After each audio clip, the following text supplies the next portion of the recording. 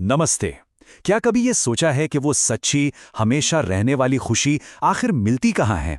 तो चलिए, आज हम सदियों पुरानी समझ के आधार पर इसी गहरे सवाल का जवाब ढूंढने की एक कोशिश करते हैं।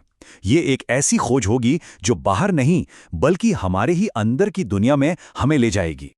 चलिए सीधे मुद्दे पर आते हैं। बस एक पल के लिए सोचिए कि क्या ऐसा हो सकता है कि जिस खुशी को हम बाहर ढूंढते फिर रहे हैं, उसकी सबसे बड़ी रुकावट, सबसे बड़ा पत्थर हमारे अंदर ही हो? हमारा अपना मैं, हमारा अहंकार? ये सवाल अपने आप में हमें अंदर तक झांकने पर मजबूर कर देता है ना?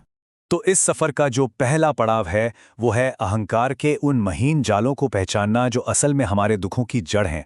और इस सब की शुरुआत होती है अभिमान से, यानी कि घमंड से। देखिए, अहंकार बहुत चालाक होता है।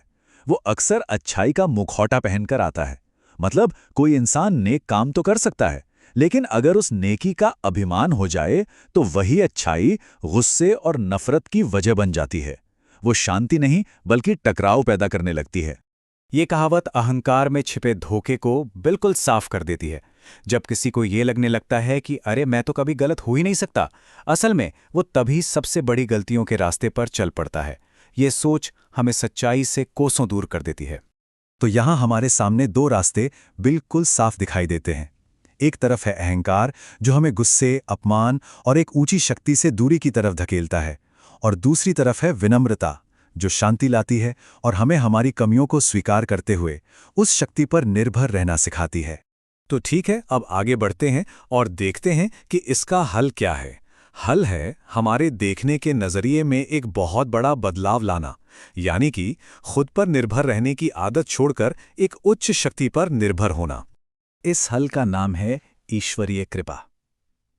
इसे आप ऐसे समझ सकते हैं कि ये वो शक्ति है जो सिर्फ हमारे जोर लगाने से काम नहीं करती, बल्कि हमें सही रास्ते पर ले जाकर ऐसी कामयाबी दिलाती है जो सिर्फ हमारी मेहनत से मुमकिन ही नहीं थी। ये कुछ ऐसा है जैसे हर चीज को अपने काबू में रखने की कोशिश छोड़ देना। ये बात सुनने में थोड़ी चौंकाने वाली लग सकती है ना, क्योंकि हमें तो हमेशा यही सिखाया जाता है कि बस कड़ी मेहनत करो, सब मिल जाएगा। लेकिन यहाँ एक गहरा सच बताया जा रहा है कि जो सफलता टिकती है, जो शांति देती है, वो सिर्फ हमारे अहंकार से भरे प्रयासों से नहीं मिलती, बल्कि ईश्वरीय कृपा पर भरोसा करने से मिलती है। और जब कोई इस तरह से जीना सीख लेता है ना, तो उसके जीवन में एक गजब की आज़ादी आ जाती है। वो इंसान अहंकार, चिंता और नतीजों के बोझ से आज़ाद हो जाता है।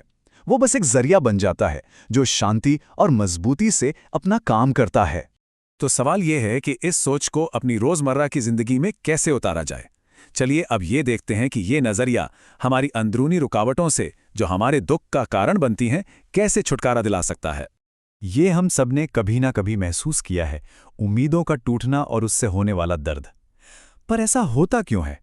क्या वजह है कि हमारी उम्मीदें अक्सर दुख का कारण बन जाती हैं? इसका जवाब इस फर्क को समझने में छिपा है। एक तरफ है भ्रम की दुनिया, सुख दुख, फायदा नुकसान से भरी, जो हमेशा बदलती रहती है।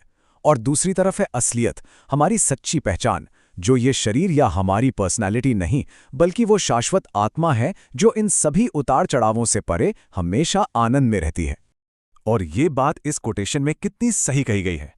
एक ऐसी दुनिया में जो लगातार बदल रही है, उसमें किसी स्थायी खुशी की उम्मीद लगाना ही दुख की जड़ है। ये एक ऐसी आशा है जो कभी पूरी तरह से सच हो ही नहीं सकती। अब बात करते हैं एक और बड़ी रुकावट की, धन और दौलत से हमारा लगाव। ये नजरिया हमें सिखाता है कि जो कुछ भी हमारे पास है, वो असल में हमारा है ही नहीं। हम तो बस उसके रखवाले हैं, और उसका असली मकसद है दूसरों की सेवा करना। तो इन चीजों को इस्तेमाल करने का सबसे जरूरी नियम क्या है? बस एक, और वो है करुणा। जब हम दूसरों के दर्द को अपना दर्द समझकर बिना किसी घमंड या दिखावे के उनकी मदद करते हैं, तभी हम सही मायने में सेवा कर रहे होते हैं। सच्ची उदारता यही है। तो इस सफर के आखिर में हम पहुंचते कहाँ हैं? देखिए, ये सिर्फ कुछ आदतें बदलने की बात नहीं है। ये तो जीने का, अस्तित्व का एक बिल्कुल नया तरीका है, एक पूरी तरह से बदला हुआ जीवन। इंद्रियों के सुख की लालसा को बुराई की कभी ना खत्म होने वाली खान कहा गया है। जरा देखिए इसके नतीजे। बेचैनी, घमंड, गुस्सा, लालच, झूठ, ये एक ऐसा अंतहीन चक्कर है जो हमें कभी भी संतुष्ट और शांत होने ही नहीं देता। तो इस लालच के जाल से बाहर कैसे निकला जाए? यहाँ 3 बिल्कुल साफ कदम बताए गए हैं। पहला, अपनी जिंदगी और जो कुछ भी पास है उसे सेवा में लगा दें। दूसरा, पल भर के सुख और नाम कमाने की दौड़ से हट जाएं। और तीसरा, अपने असली हमेशा रहने वाले स्वरूप को पहचानकर जीवन को सार्थक बनाएं। और इसका नतीजा क्या होता है? एक शानदार बदलाव।